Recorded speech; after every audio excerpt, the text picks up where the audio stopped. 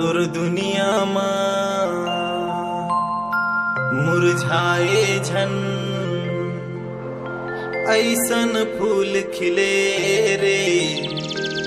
मुरली बढ़के मैं सही है कोनो के घर ला टोट कोनो के खेती ला खाता ना उठे आदमी ला पागे तो रंग घाल वो जमाना आ गए है ना और ना ये टूरी वाला देखो तो हो सुनता है ऐसे नहीं का बात सुनता अरे तई है टूरी आदमी